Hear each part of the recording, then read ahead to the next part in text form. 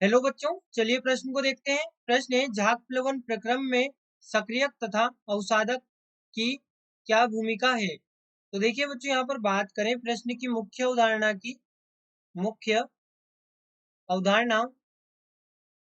देखिए बच्चों, यहाँ पर समझें, यहाँ पर जो झाग प्लवन विधि होती है, झाग प्लवन विधि, ये बच्चों अयस्क सांद्रण की एक विधि होती है।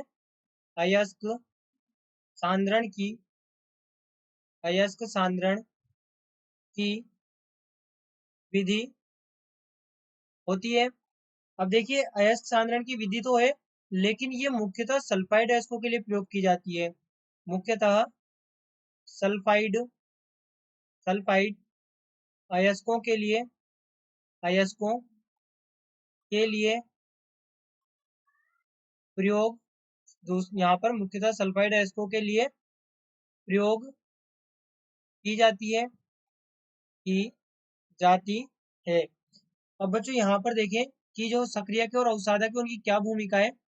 तो यहाँ पर यदि जो हमारे पास में अयस्क है उसमें एक से ज्यादा सल्फाइड है, यदि एक से ज्यादा या एक से अधिक सल्फाइड है सल्फाइड है जैसे यहाँ पर हम देखें पीबीएस यानी लेड सल्फाइड प्लस जेडएनएस यानी जिंक सल्फाइड है, तो हम क्या करेंगे, यहाँ पर हम अवसादक का प्रयोग करेंगे। हम यहाँ पर अवसादक या जिसे अवनामक भी कहा जा सकता है, अवनामक का प्रयोग करेंगे। अब इसके प्रयोग से क्या होगा, ये जेडएनएस को झाग में आने से रोकेगा। जेडएनएस को झाग प्लवन विधि में क्या होगा, जो खनिज है वो झाग में आएगा, लेकिन यहाँ पर जो पीबीएस और जेडएनएस दोनों है, अब हमें पीबीएस को निकालना है झाग में खनिज के रूप में, तो ये जेडएनएस को अवनमित करेगा और जेडएनएस को झाग में आने से रोकेगा। जेडएनएस को झाग में आने से रोकता है रोकता है और जो पीबीएस है, पीबीएस को झाग में पीबीएस को झाग में आने देता है आने देता है। तो देखिए, यहाँ पर जो अवनामक या अवसादक होते हैं, ये एनएसीएन या केसीएन हो सकते हैं।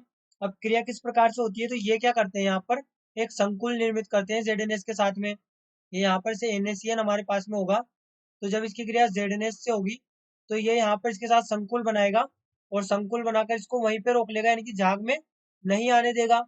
तो इस प्रकार का यहाँ पर एक संकुल निर्मित होता है CN4, और साथ में यहाँ पर ही होगा Na2S। तो ये जो संकुल है ये झाग में नहीं आएगा। अब देखिए, यहाँ पर अवसादक तो हमने समझ लिया, अवनामक या अवसादक, इसकी भूमिका हमने समझ लिया। बात करें सक्रियक की। सक्रियक, तो सक्रियक क्या होते हैं, ये देखिए, ये ऐसे यौगिक होते हैं जो जिन्हें यहाँ पर सामान्यतः खनिज सतहों के साथ संग्रह की जो क्रिया होती है यहाँ पर उसको बढ़ावा देने के लिए प्रयुक्त किया जाता है।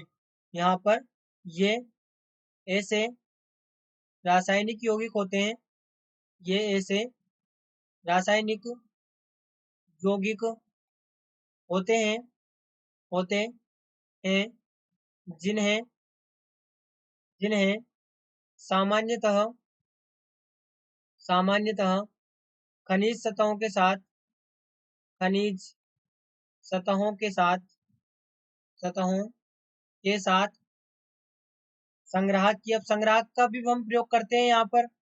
संग्राहक से चीड़ का तेल ये हो गया हमारे पास में, इनका हम प्रयोग करते हैं झाग प्लवन विधि में। तो संग्राहक की परस्पर क्रिया के लिए परस्पर क्रिया को बढ़ावा देने के लिए बढ़ावा देने के लिए प्रयुक्त किए जाते हैं प्रयुक्त किए जाते हैं जाते हैं। तो अब बच्चों यहाँ पर ध्यान दें, हमारे पास में जो सक्रिया के हम यदि उदाहरण देखें, उदाहरण जो हमारे पास में कॉपर सल्फेट होता है CuSO4, ये जेडएनएस के लिए सक्रियक होता है। जेडएनएस के लिए सक्रियक का कार्य करता है कार्य करता है। तो ये हमारे पास में सक्रियक को भी हमने समझ लिया और यहाँ पर अवसादक या अवनामक को भी हमने समझ लिया। तो ये इस प्रकार से हमारे पास में पूरी अभिक्रिया होगी। तो बच्चों आशा करते हैं आपको प्रश्न समझ आया होगा। धन्यवाद।